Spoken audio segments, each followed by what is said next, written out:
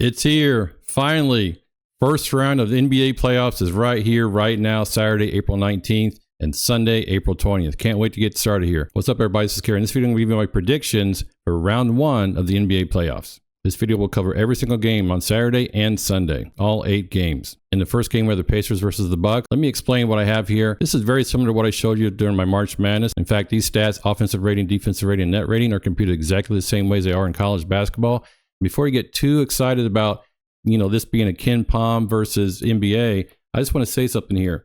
This is where Ken Pom got started. It was Dean Oliver in 2004 that wrote his seminal book on basketball on paper that covered these stats, and this is where this all comes from. Even Ken Pomeroy on his website tells you that he uses Dean Oliver's 4 factors. So this is made for the NBA, and this is where it belongs. Now, I did the splits on these stats. The top team here is the away team, and the bottom team here is a home team. And these are just the stats for the home games for the Pacers on the bottom, and just the stats for the Bucks on their away games. So what's unique about how I'm doing this is this takes into account the home court advantage. These are just the home court stats and just the away stats for both of these teams. Over here are the regular predictions. This will be for the regular season. The pace of 100.3, the Pacers 117 to 112. That's going to be the point, and this is the total and the spread and the win percentage. Now, as we all know here, the playoffs are not the same thing as a regular season. In fact, I've looked at all the data here for the last 5 years, and the NBA playoff pace is about 3% slower than the regular season pace.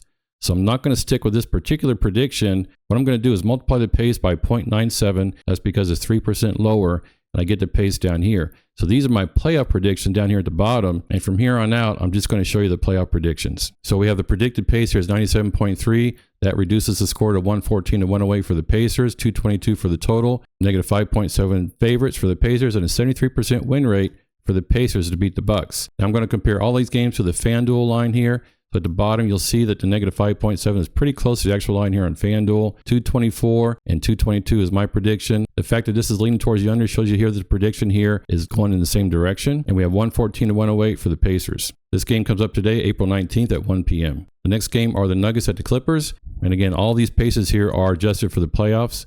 We have the Nuggets 115 to 110 over the Clippers. 225 for the total, negative 4.8 spread, and a 69% win rate for the Nuggets. Here is the FanDuel. I think a lot of people are loving on the Clippers right now with James Harden and Kawhi Leonard looking like their old selves. They also get back Batum, which is a veteran forward, so maybe they deserve this. But according to the stats, the Nuggets should win this game 69% to 31%. My model actually thinks the Nuggets are better favorites here, so if anything, I might pick this negative 2.5, but I'm not going to pick this particular game. I'm going to tell you what my best bets are along the way as we evaluate each of these games. Next game are the Knicks at the Pistons at 6 p.m. on Saturday. This will be a slower pace game, 113 to 109 for the Knicks, 222 for the total, negative 4.1 on the spread here, 67% win rate for the Knicks. The FanDuel line is negative 7 for the Knicks. I'm not exactly sure if this line isn't slightly shaded because of the bets coming in on the Knicks, but this model shows that the Pistons should be a little bit closer than a 7-point spread. So maybe that's something to consider. The total here is 222. We got 220.5 on FanDuel. The Lakers versus the Timberwolves. Now, this is a very slow pace game. 93.9 is the expected pace. 107, 105 for the Lakers. Negative 1.8 spread. And again, we get a lot of love down here for the Lakers. Maybe that's shaded again for the Lakers fans making the bets on this game. I don't know. We also have 216 for the total. Now, this is one I might consider betting the under on because my model says it's 212. I know that LeBron James is working through some kind of hip injury, so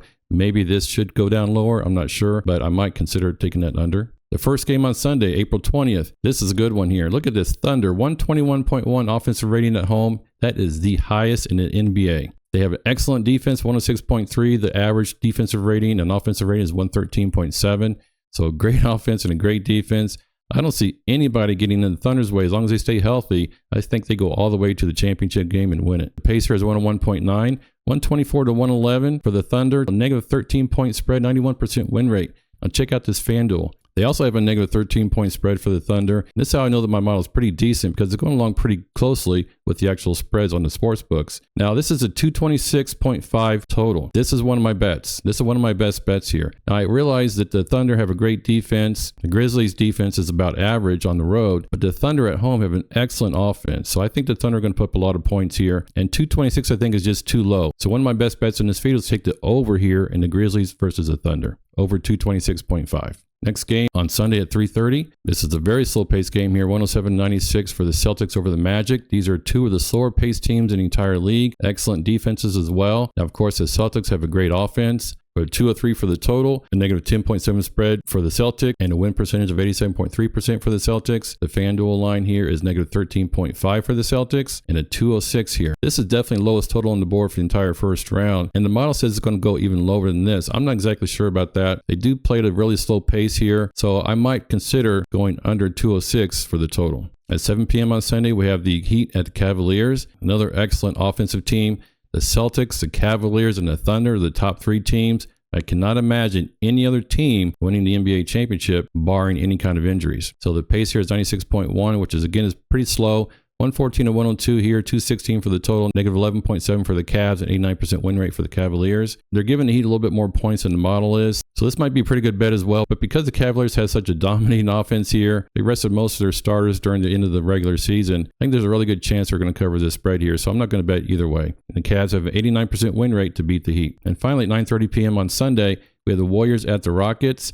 Now, here we go. A lot of people are really high on the Warriors, right? Jimmy Buckets and Steph Curry looking pretty good. Their defensive rating is actually improving since they acquired Jimmy Butler. And I would say this is probably a smaller number if you just consider the second half of the season or just the season since the trade deadline.